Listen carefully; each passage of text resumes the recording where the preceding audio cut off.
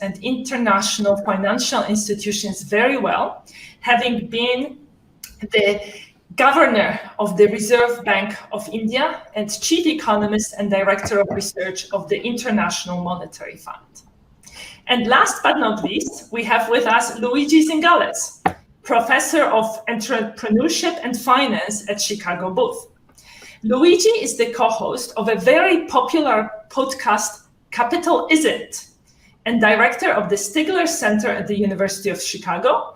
The center focuses on distortions that special interest groups impose on capitalism, a topic very relevant to our discussions. And famously, Luigi predicted the election of Donald Trump, so he has a very good track record of seeing into the future. So, Esther, Raghu, Luigi, welcome to our annual Meetings Business Forum. At the start of the discussion, I would like to invite each one of you to outline the key ideas that, in your view, will be central to building a more sustainable and equitable capitalism after the pandemic. So, Esther, the floor is yours. Thank you so much. It's a real pleasure to be here and to be here in your company, Beata, Luigi, and Raghu. And I look forward to this debate. I tend to be a glass half full kind of person, and therefore, at the beginning of the pandemic, although this was clearly completely this blindsided me, and this was a huge shock for me as for anyone else. Unlike Luigi, I am terrible at looking into the future. I did see the possibility that the glass would be half full, and I did see into the pandemic a few elements that were potentially positive for the future. And I'll outline briefly three of them. The first one is precisely what you just talked about, the possibility that the state would strike back. Over the last several decades before the pandemic, what we've observed is in all countries of the OECD, a huge decline in the trust in governments. Along, by the way, in a decline in trust in big corporations, and the fact that economists as experts also are not trusted at all, but I don't know if it's a decline or whether they were never trusted. I don't know whether that's a trend or was just low to start with. In fact, economists and policymakers are the two categories of experts the least trusted when they talk about their own field of expertise. And what I saw happening with the pandemic is probably not much more trust in economists, because after all, maybe we would become even less relevant in terms of the nature of our expertise compared to biologists or epidemiologists, but potentially a regain in at least a perception of the importance of the government in our everyday life. At least an understanding that the government is not just a problem, a government is often the solution. In fact, it might not be a great solution, but it's often the only solution we do have. And it was very evident in the pandemic because we could see immediately the contrast between the rich countries and the poor countries. In rich countries, the governments had the ability and the wherewithal to borrow almost infinite amount on behalf of their populations, or to spend in the form of printing money, which led them to spend about 20% of their GDP in fiscal stimulus measures. So that's an entry of the government in people's lives that was both unprecedented in terms of the speed and the scale, and also highly welcome. And only government could possibly have done that. Only government, of course, can have mask mandates and lockdowns and things like that. Nobody else has the monopoly of violence that is necessary to enforce such diktats, either at the local level or at larger level. And of course, only governments had the ability to invest enough in medical research over the long term and in the very short term during the pandemic to make sure that we had the vaccines to get out of it. So for all of these reasons, I think the government suddenly came front and center. And there was, of course, a danger that this would be a double jeopardy, that this would be either it would be a huge success and we would have more trust in governments, or governments would be seen as ever more encroaching and not doing a good job, and then there would be a decline in the trust of governments. And I think the jury is still open in many places, but in the last elections that took place, last but not least, the French regional election that just happened is clearly a revenge of traditional governing as opposed to kind of more anti-government politicians. And the same thing happened in Italy a few months before. And the poll that you just cited suggests that this is also going in this direction in many East European countries. So all of that were reasons to be optimistic before the pandemic, because I do think we need a much greater collective understanding that we cannot do without the government. Therefore, we should invest in having a good one than we have in many countries, and that if this experience leads us, members of the rich democracies in the world, to take the governing project more seriously, we would come ahead of it. That said, as the pandemic progressed, and in particular in recent weeks, my glass half full has started to become dangerously closer to being two-thirds empty. And that has more to do with the international situation. And in particular with the fact that the rich country governments, even after they emerged from the daze and the shock that was the first year of the pandemic in the rich countries, even as they saw the light at the end of the tunnel in the form of rapid vaccination and fast recoveries, both in the US and in Europe, did not see fit to make a real and serious effort in helping out the poor economies that didn't have the financial wherewithal to support their population through the lockdowns and to vaccinate their people. The talk is all there, that this is important, there is one health, there is one world, etc. The plans are there too. I think the IMF plans, both plans, the vaccination plans and the special drawing right plans, which would generate resources, are also there. But the two haven't met yet, and not with any level of commitment. And this, I think, is such in the face of the catastrophe that happened in India and might restart sometime later this summer, in the face of what we're seeing in slow motion unfolding in Africa, the fact that our governments, coming stronger in a sense from this pandemic, are not able to come together to provide this minimal level of global public good, makes me, maybe for the first time in my life, a little bit pessimistic about where we're headed as a global community. Thank you, Esther. This is quite a sobering assessment. So, Raghu, what are the essential ingredients for recovery? And is the glass two-thirds empty? Well, first, it's great to be here with you and with Esther and Luigi. I mean, this is obviously a very important issue. I think it helps to think about frameworks here. I mean, why is capitalism so has been so beneficial? Primarily, all of us would agree, it's a wonderful source of opportunity. I mean, it's not the same for everyone, but at least in theory, it would maximize opportunity for many. And what we've seen over the last few decades is a growing sense, especially in industrial countries, that opportunity has been declining, that our children will not have as good a future as we ourselves. And this has spread to the middle class, and all the political convulsions that we've seen in the last few years have been in part because some of the people who've benefited the most from the opportunities of capitalism now are seeing them fall off and worry about the future. Now, to some extent, what the pandemic has done is highlighted these problems even more. I mean, if you think about the structure of society as the three pillars you talked about, markets, that is the economic side, the government, that's the political side, and then the community, which is a social side. What you've seen is a tremendous expansion in markets, of course. We've seen markets integrate over the world, But we've also seen a commensurate expansion in the powers of government, especially central government, but increasingly international structures, right? And part of the pushback in a number of countries has been that the local area feels disempowered.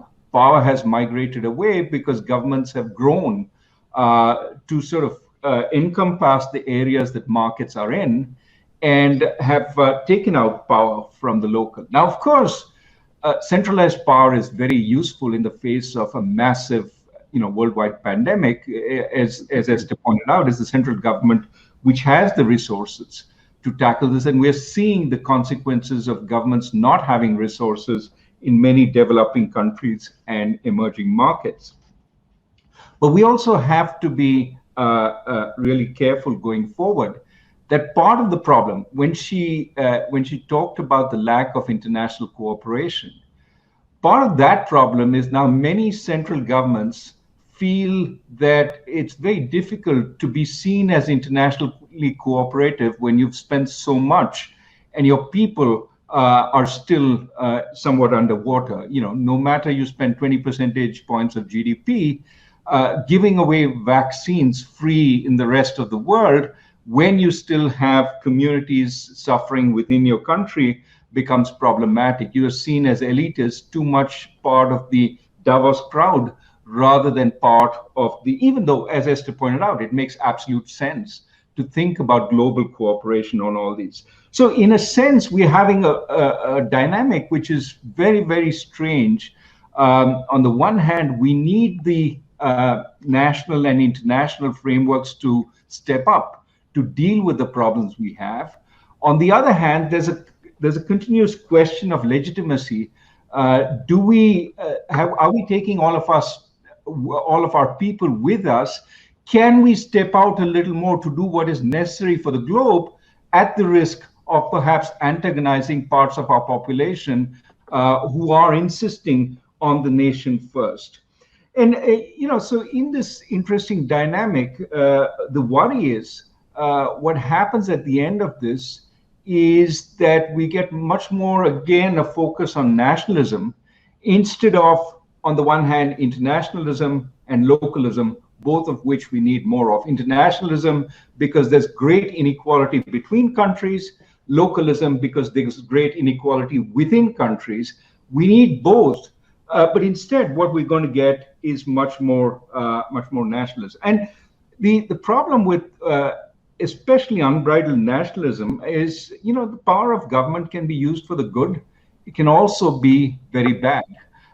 We have seen all kinds of national governments over this time and all kinds of policies. You can contrast the Biden administration's policies on vaccination with what was happening before. You can contrast, for example, the great degree of success that Australia had in containing the virus, of course, with some very drastic immigration rules, but also the very poor job it has been doing on vaccination. So I don't think there's a sense that government has come out right in all this. It depends. And that's where the last problem, and I'll end with this, as we see governments getting bigger, as we see markets getting bigger, the question is, what are the checks and balances on each? And it's not that they're sufficient for each other. Sometimes we need checks and balances on both. And the question is, what is the entity that is going to provide that kind of check and balance? And, for capitalism to work effectively, in a sense, you need a vibrant democracy. You need a vibrant check and balance on the government. You need the government to check and balance the markets. It's a balancing act. And unfortunately, the balance has, in a sense, broken down. We have to rediscover what that new balance will be. That's what we got to look forward to in the coming years. Not an easy task to find this balance and to bring it back. So now, Luigi, over to you. How do we fix capitalism? So first of all, thank you very much, Beata, for inviting me in such a distinguished panel. I think let's first define the capitalism we want, because very often this word is used in very different meanings. So if we consider capitalism as a competitive free enterprise system, I think that there is no doubt that has produced very high level of economic growth. Now, it's also important to understand that this system must be governed to reduce the externalities it produces. It must be governed to provide a safety net. It must be governed to ensure that the system remains competitive.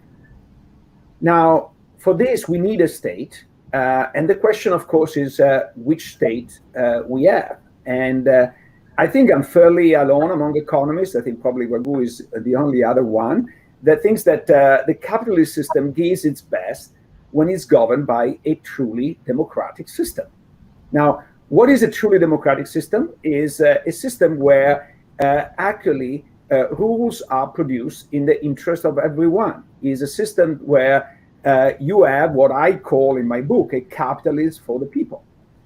Now, the irony in a capitalist for the people is that everything is for sale except the rules themselves.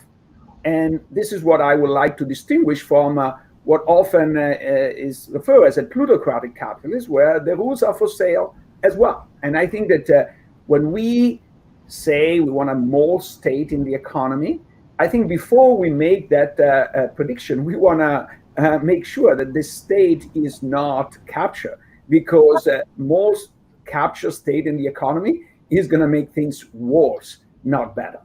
And I think there are infinite number of examples of this. Let me make an example that many people are not aware of, which is important and is even in a developed country like the United States. But of course, if we go in what we used to call transition economy or developing country, etc., the examples are even bigger and more important. But you mentioned in your question to Esther sustainability. So let's consider sustainability. Now, we might differ in the weight we attribute to the welfare of future generations versus the current generation.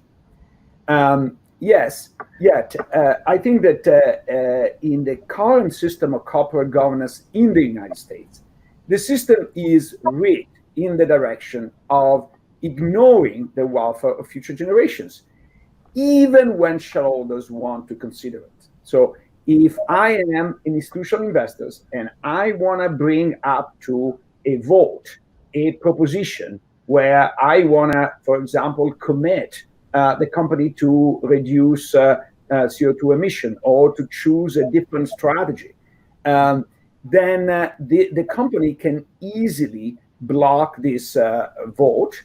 And the SEC, at least so far, has agreed with the company and let the company block a vote.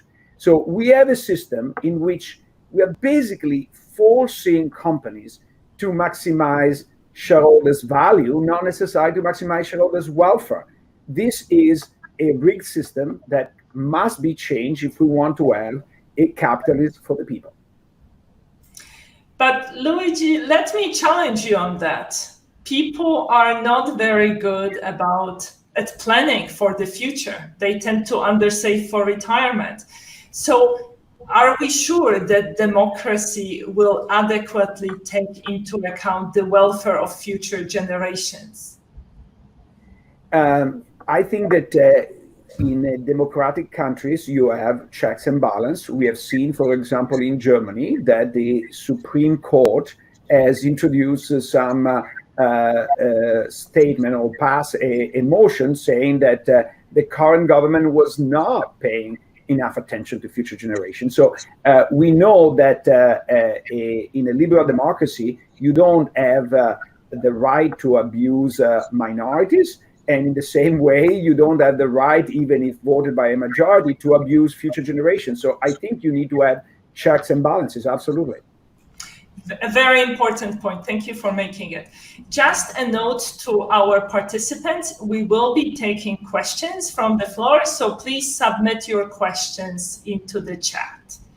Now, Raghu was mentioning that the power of governments can be used for good purposes as well as for bad purposes, and people know that. And Esther, you have written about legit.gov, about the need to increase legitimacy of governments. How can we achieve that?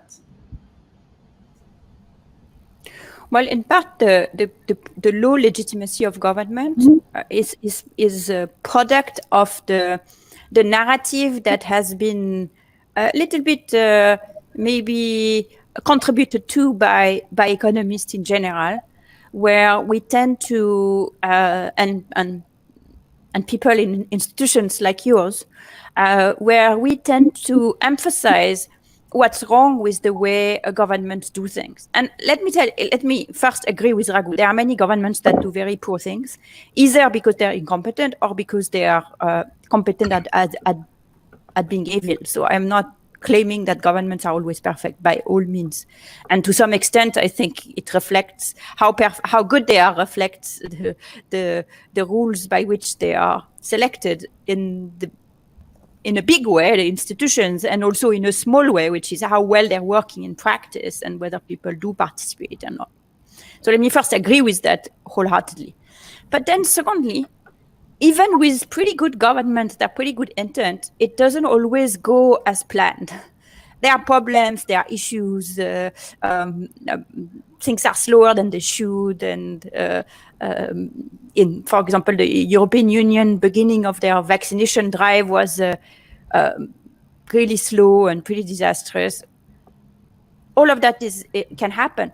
But what we tend to forget when we highlight those problems is that governments step in precisely when the problem is too difficult for the market to solve.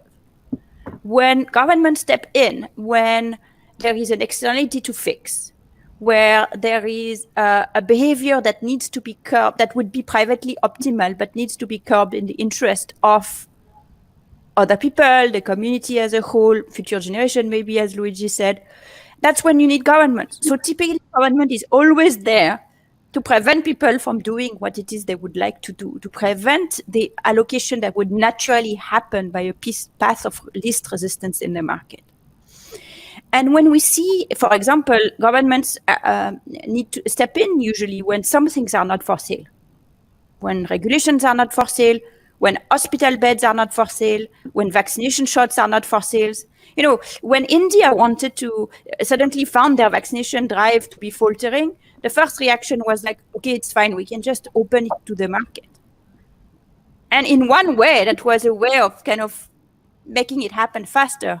In another way, it was also making sure that it would only touch some people and not some other people in a way that was widely inequitable. And very quickly after that, they reversed course to kind of step back into that game and not make it not just make it, not leave a whole segment of it to the market.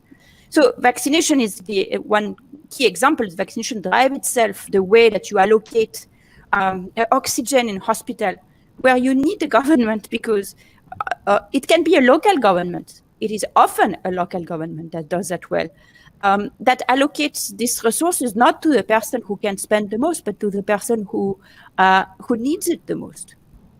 Whenever you're in a situation like that, there is going to be a tendency to want to circumvent that regulation. And there are some people who have the ability to pay who will try to pay. And therefore, by the nature of their very business, governments are prone to corruption, not because governments are prone to corruption because of the people who join necessarily or because of the structure of government. They are prone to corruption because what they are trying to do is hard and it's going against the grain. A few years ago, there was a huge scandal in university admissions in the US, where you saw exactly that same thing play out, which is top university in the US have to balance the ability to pay with other objectives that they are trying to achieve within their universities. And some parents who had the wherewithal tried to circumvent that and were, successful to an extent, and sometimes it's legal and sometimes it's not quite legal, and that's what was exposed. And this was an example of showing, look, this is not about the implementer, because the market here, I don't know if you would call university the market, in a way that is the market, wasn't much better at solving the same type of problem that governments typically solve. So what's the solution? Well, the first one is maybe to realize that this is not easy. So it's not going to, the problems that government face and their sort of inability to solve issues in an effective and fair way all the time is not going to appear by some magic bullet that we can solve. It's going to be a permanent work in progress. And it's a work in progress that sometimes I refer to as plumbing, which is it's going to be pretty detailed on what are the rules, how are they run, how what are the who is responsible for what, and so on and so forth. A little bit boring, but that needs to be done and needs to be controlled democratically. And as in our profession as economists, in your profession as both an economist and someone who represents an international institution, there is also I think a responsibility to be somehow critical friend of the courts, to not be hostile to the process like a lot of our profession has been, without being wide-eyed angels either, because the problems need to be pointed out and needs to be fixed, and we need to do better all the time. Esther, you hit the nail on its head when you said that when it comes to institutions, details matter, right? But details are boring. Can we really expect voters to pay attention to details and make informed decisions? And if voters are unable to do that, how do we ensure that there is pressure on governments to set up institutions in the right way and to resist the slide towards corruption? Maybe Raghu and Luigi will disagree, but I don't think voters need to weigh on every single details. Voters need to agree on the principles and where we go to as society, and what are the right balance, for example, between the center and the community, to take back the Raghu's example. What are our preferences? How do we consider the welfare of people in Bangladesh versus the welfare of people in Chicago? How do we think about people in the future, whether people today? Those are the level at which those are the preferences that we better get some understanding of from the people. Then voters should judge on outcomes, whether the whole package that is delivered by an administration corresponds to these values. And these outcomes are more likely to be satisfactory if the details are gotten right. But I don't think the voters need to be involved in every single details. Some might be relevant because they are actually, they engage deep choices, but some it's a matter of being effective, and we need to try and see what works the best.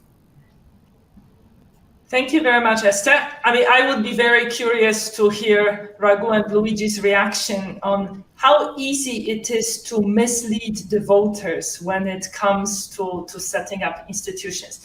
But let me come back to something Raghu said. You talked about localities feeling disempowered. Is there a danger that in some countries, as we empower local organizations, they will be captured by governments and used for their purposes, for the purposes of entrenching their power? And then what about non-democratic countries where independent third pillar is simply not allowed? So the floor is yours. See, the possibility of capture exists everywhere, right? It exists in centralized countries, it exists in decentralized countries, it exists at the local level, it exists at the national level. What you want is a balance. And because the three pillars come from different sort of backgrounds, if each one is healthy in its own right, I think there is a possibility of the checks and balances that all of us cherish. I think there is value also to a fair amount of skepticism about each pillar till it demonstrates its value. And in every situation, there are particularities which may make one pillar more effective than the other for a little while. So some broad skepticism, mingled with trust as it performs better, so that you're not always averse to a particular solution, and working on building interfaces. I mean, for anybody who saw the vaccines, if you wanted to say the private sector is great, you'd talk about the rollout or the invention or the discovery of the vaccines as being a private sector triumph, right? It would be whether it's Moderna or Pfizer or AstraZeneca, those have performed much better than many of the state-developed vaccines.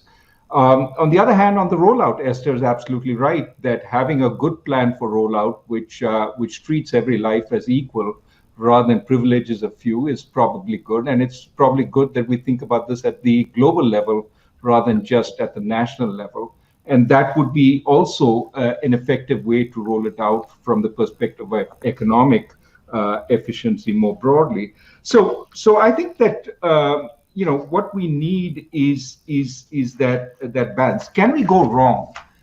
Can people vote for the wrong blokes? And the answer is yes. We see it all over the world. Hopefully, what happens is they get a chance to revisit their vote, and then they change their minds. Now, of course, there is a lot of entrenching power in government. Once you get in, you can change the narrative, you can change the news media, you can change what people see, you can tell lies, and it takes a lot to break through. That is why we have the specter of powerful authoritarian governments that don't seem to have alternatives, because the alternatives have been suppressed so much and have been downplayed and criticized by the troll army, which every authoritarian government today has. That ensures that nothing really looks viable. But hopefully, if we see, eventually authoritarian government, if we believe democracy has value, if we believe checks and balances have value, one of the downsides of authoritarianism is they make mistakes, and they make big mistakes because there are no checks and balances. Now, it may take 70 years for the mistakes to be found out. It may take a few years, as in the case of the poor performance of some authoritarian governments in the pandemic. Hopefully, this then convinces people, despite all the fake news being sent at them, that in fact, change is needed. This is what happened in the United States with the previous administration. Its miserable performance on the pandemic was one of the biggest shifting points. Of course, the vote was still very close, but you would think that something like this could happen in other countries. So I haven't lost my faith in democracy. I think it eventually gets it right. I think it has intrinsic value in its own right. It gives people a sense of empowerment. It allows steam to be, it allows people to let off steam and therefore prevents worse conflicts. But is it perfect? No. And that's where all the balance comes in. Well, Raghu, I think you would find comfort in the fact that in pretty much every country other than Lebanon, 3/4 of respondents to the World Value Survey say it is important to live in a democracy. So belief in democracy is very strong. Now, moving on to Luigi, I would conjecture that two types of firms will emerge as winners from the pandemic. It will be tech giants, large multinational corporations, as well as state-owned firms, simply because SOEs can always count on the support of their governments. And these two groups of firms are very different, but they have one thing in common. They are both rule makers. SOEs have power by design. They are often tasked with regulating their sector in which they operate. And Luigi, as you have said very often, economic power of corporations translates into political power. So how do we prevent corporations or SOEs from amassing too much political power? I think that for SOEs is simple. You abolish them. I think that the problem with state-owned enterprises is that they are often in cahoots with the regulators, because the same party, the same group of people appoint both. And so they have a terrible record on looking at the environment, looking at all the following of the rules that are in place. And I think that only by having a conflict of interest between regulators and the private sector, you might have some hope that things work. Now, even when you have this conflict, things might not work because you can have the private sector buying out the regulator. That's where it's very important to try to have regulation that is not in cahoots with the private sector. And I'm not saying that necessarily every company should be for profit. In some situation, actually having them not for profits might decrease their incentives to be aggressive in buying the regulator, even if this is not obviously a guarantee. The problem is much worse, in my view, in the case of the large tech company, and because they are very efficient firms that have brought enormous benefits to all of us. I think it would be hard to imagine life without Google these days. And even communication, I don't use much Facebook, but without WhatsApp. I think that really they have provided enormous benefit, but this benefit comes with an enormous power that is not only market power, is also political power. Precisely because I care deeply about democracy, I care deeply about the way people get informed, because when they are informed, I believe they make, on average, pretty good decisions. However, we need to remember that the democracy, as we know, co-evolve with media. And it started with the newspapers and then with the TV and the radio, etc. But there has been an enormous influence of the communication media on democracy and vice versa. And now we are facing a new dimension, which is the social media. And our democracy needs to adapt to the social media, but the social media also needs to adapt to democracy. And my concern is that few people have a disproportionate amount of power. So today, Google, not just Facebook, Google can easily rig an election simply by ranking differently the candidates in the new search. And nobody has visibility on their algorithms. Nobody can say they're doing something wrong. And if I put all the bad news first about the candidate and vice versa, that will influence enough people on the margin to make a difference. I'm not saying they've done it, but as economists, we know that just the possibility represents a threat that can have some consequences in equilibrium, even when this is not exercised. So it's something that is extremely important. It's not just a US problem. It's actually a much bigger problem in other countries. Why? Because in the United States, there is more visibility. If I were trying to rig the US election, I will have plenty of people looking at me. But if I'm Google or Facebook and I rig the Sri Lankan elections, I'm not so sure that there is so much visibility. And so that now the question is, if I'm the Sri Lankan government, what do I need to pay to Google to make sure they are on my side? And that creates a very, very dangerous situation. Raghu, please. Just on this, I mean, I think this is a very important point, but it's not one with an easy solution, right? I mean, ultimately, the government is the elected, are the elected representatives of the people, and they're supposed to set the rules for social media. But as Luigi just said, government has its own axe to grind here and would like a certain representation of the government to come through social media. And so the temptation then is to treat these, Twitter, Google, Facebook as outsiders who are trying to subvert democracy here. They are standing in the way of the true picture of what's going on. And therefore, here are the rules. And the rules, surprise, surprise, tend to favor the government in power, including all its fake news. How dare you question what we put out as the truth? And so it is very difficult. I mean, in some of these countries, social media is the only source of independent news because everything else has been subverted. And putting that totally under the rules of the country itself can be problematic at this stage. Now, I'm not saying that these entities should not come under some set of rules, but how do you get a set of rules that work for the people, in Luigi's parlance, rather than work for the government? And that's really what is difficult nowadays.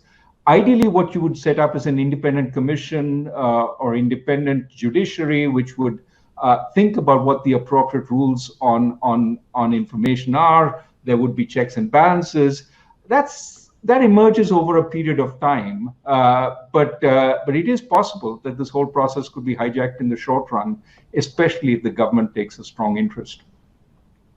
Raghu, if I may say, I agree with you that we need some rules. My concern are the agreement behind closed doors. So I think if the country is not democratic, it's more problematic to have rules imposed on social media. But even in democratic countries, I think that the party in power has an enormous ability to achieve agreement behind closed doors of what goes through in the social media and what doesn't. And the fact that this is delegated to a one individual with a lot of commercial interest. So if I am Facebook and I want to enter into Turkey, I'm going to reach a compromise with the Turkish government. Whether this is formally stated in a rule or this is behind closed door with Erdogan doesn't make a difference. In fact, the second is much worse than the first, because at least with the first we have some transparency. In the second, no. So maybe what international institutions should do is check on what is the role that social media do in the various countries and what agreements they reach, because I don't trust that they are for the people in general. I think that they initially push a certain line because it was convenient to their marketing line, but now the marketing line is different. At the end of the day, their business model is simply to get more people addicted to the smartphone, and they're going to do anything in their power to do so. And whether this is showing a crazy picture of people pushing conspiracy or whatever, they're going to do it because that's a business model. So unless we do some serious step in modifying the business model, I think that we have an international problem, not just a US problem. Actually, we have a question from the audience that actually relates to this topic. There are increasing returns to data, network effects. So by their very nature, digital markets will move towards monopolization. Does it mean we need more government intervention? And is the answer the same in all countries? But let me read a few more questions we have received, and then perhaps each of you can answer the question that is your favorite one. So there's another question which talks about countries leaving UNIDO, claiming that industrial development should be left to private sector. Do you think that this thinking is outdated in the light of the climate emergency and the need to go through low carbon transition? And then there is also another question about reconciling this local as well as international approach. That's something Raghu was talking about. We need more localism as well as internationalism. How do we reconcile these two? So several questions. Esther, may I start with you, please?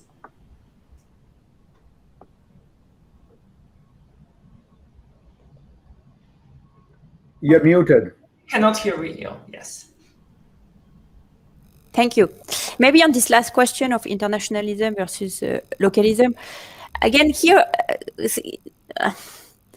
what we need to remember is, I think people are very I think Raghu is exactly right that for example, the lack of action both on vaccination equity and on supporting the poorer country through the economic crisis due to COVID was related to deep pressure from the local electorate to put nation first, and which is in the US was shared by a Trump and a Biden.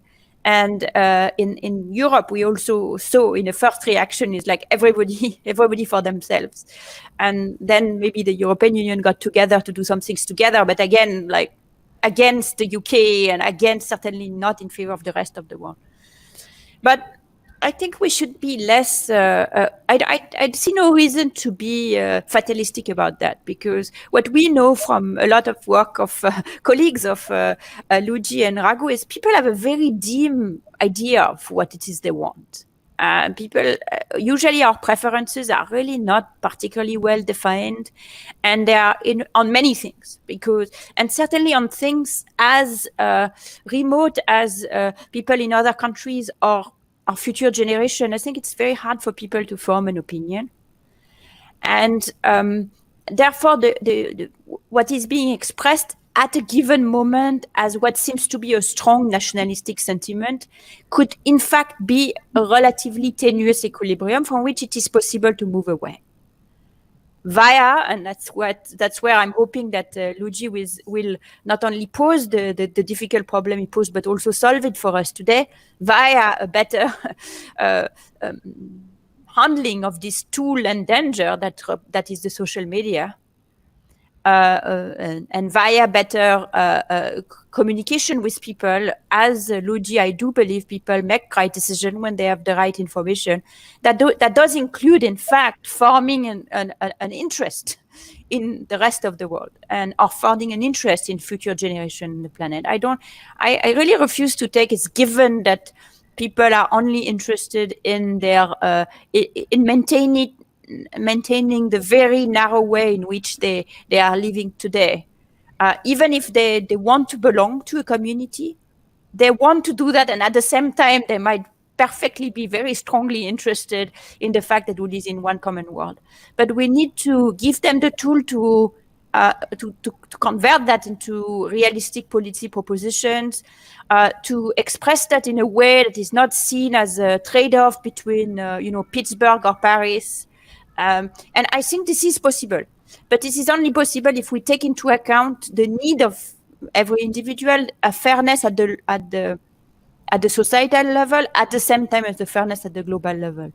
And it's certainly a conversation that has been very difficult that we have found difficult to have in the US in particular, but not only.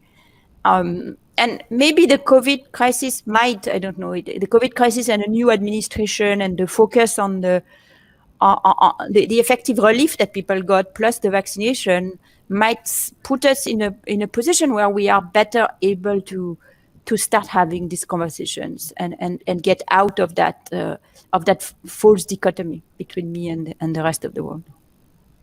Thank you, Esther. Before I give the floor to Luigi and ask him to solve all these problems, there's another question from the audience, which is, which variety of capitalism, American, European, or Chinese, is best placed to alleviate the climate emergency? So, Luigi, the floor is yours. Please take any of the questions you like. Wow, I would like to take all of them because they're all very good questions.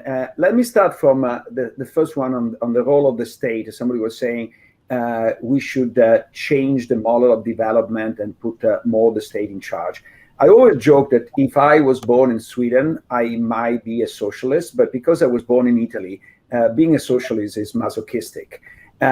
Because the government works so poorly in Italy. And I think that this is exactly the point that Esther made, which it's a very good point, is the government, the role of the government is extremely difficult, is subject to a lot of pressure and corruption pressure. And so it's done well most of the time only when it's very sophisticated. So for my podcast, I interview the CFO of Moderna, and I discuss how the entire sort of vaccine Operation Warp Speed took place. And it is a wonderful example of the government entering into the private sector and doing it well. Now, it did it well because, first of all, there is a lot of sophistication, NIHA, etc., in the United States, and there was an enormous amount of attention of the global world. So the risk of corruption was minimized. Can you expand that model and apply to every construction project in the United States? The answer is no. Now Europe is going through a resilience plan and is a chase to spend more money. You go down the way which Italy is spending money, and you will be shocked how non-environmental friendly this is, how captured it is by the large corporation, and you go on and on. And we're talking about Italy. Now you go down the pecking order of development of government is even worse. So paradoxically, if the government were perfect, will the government have more role in developing countries? Absolutely. With the government that they have in developing countries, should you have more role for the government?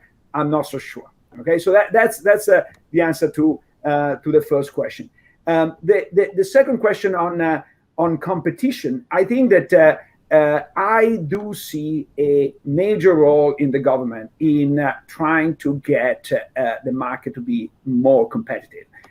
The only Italian economist of the 20th century worth knowing, Luigi Einaudi, who happened also to be our president at some point, said that the legislator must intervene to level daily the trenches behind which groups of producers barricade themselves so as to acquire privileges that are harmful to producers and to consumers. So it is an active role trying to level the playing field in order to make the market more competitive. So what is the solution for social media?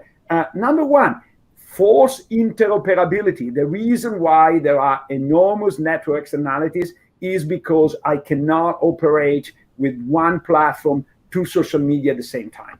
And the reason why this is not possible is not necessarily technical, is simply because Facebook sue the hell out of everybody who try and won in court.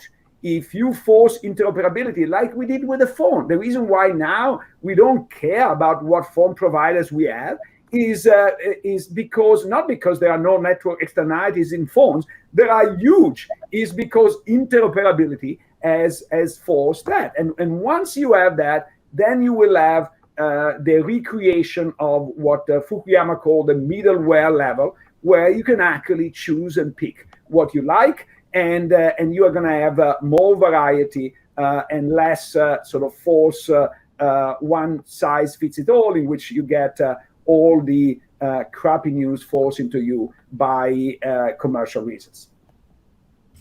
Thank you, Luigi. Raghu, now over to you. Sure. Look, let me just offer an example, and then, I mean, as Luigi says, governments can be good, can be bad. I remember Stefan Ingves, who for a long time was the governor of the, is still the governor of the Bank of Sweden. He was in charge of the rescue in Stockholm when banks collapsed in the mid-1990s. And I remember sort of visiting him in his office, and he had his bike there. And I said, Stefan, in most other places, the person in charge of the bank rescue would be driving around in a Daimler Benz, and you're riding your bike. And that's pretty much epitomizes that particular situation. Government is transparent in Sweden. There are various checks and balances, and I'm sure there is a fair amount of corruption, but it's certainly not the gigantic scale in other countries. And you get officers like Stefan who can be relied upon to do the right thing. So I think this, how much weight we put on each depends on the situation. And the right attitude, I keep saying, is skepticism. And what I fear right now is we are too little skeptic. And here I may differ from Esther of big government. So these enormous quantities of money being spent, I think goes against the grain of what Esther's been fighting for all her life, which is we need to figure out what works and do more of it. But we've got enormous amounts of money being spent on solutions. We have no idea whether they work. It's just, it was the right thing. There were lots of interest pushing for it, and let's spend so much money. For example, in the United States, do we need free community college for everyone when a lot of people aren't quite prepared to go to community college because their schools were terrible? And their schooling was terrible because their education at an early age was terrible, or the support they had was terrible. Where do you intervene with the most effectiveness? Is it at the community college level, or is it earlier? Or does it matter? Can we just keep spending because there are no checks, there are no limits to spending, in which case we go to Luigi's point, what about future generations? We're giving them a pension load with our pensions, which they have to support. We're giving them climate change, which they got to fix, which we created. And we're giving them a huge amount of debt, which they got to pay down because we can't be forced to choose between alternatives. So my worry is we are at in a period where the old skepticism of the government was perhaps too much, but now we have a new embrace of the government as the answer to everything and are willing to spend enormous amounts without much in the way of sense that this is the right way to go. In a sense, the problem is our problems have become too big and we need immediate solutions, when in fact there are no easy solutions to the problems that have built up. We need to try different methods. We need to bring the private sector. We need to bring local government. We need to bring national government into these solutions and see what works better and roll those out a little more. But there's no time. People are just really impatient. We need to solve it yesterday. And the pandemic, to some extent, because of the size of the blow, has accelerated, in a sense, the need to deal with this yesterday rather than over time. So my worry, to some extent, is really the pressure for solution is creating the possibility of the wrong answers. And the wrong answers will set back our process much more. Now, lastly, which variety of capitalism? I mean, I'm not sure the Chinese are in the trend is going towards capitalism. I think it's going back to the old state dominance. But I would argue that's also true of the US and Europe, much more of a role for the state. So in some sense, they're all going on the same path. Let's see where it leads. But I would suggest some skepticism at this point. Thank you. Sadly, we have reached the end of our conversation. Thank you very much for your insights. You've given us lots of highly nutritious food for thought.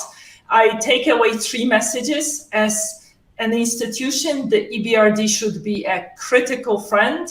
We should be paying attention to checks and balances, and we should be actively working on leveling the playing field. And we can certainly do it through our work with state-owned enterprises. So thank you very much, Esther, Raghu, and Luigi. And thanks to our listeners. And I hope that our listeners will tune in tomorrow to a discussion with the chief economist of the World Bank and the IMF on the prospects for the world economy. Thank you very much. Stay safe and goodbye. Bye-bye.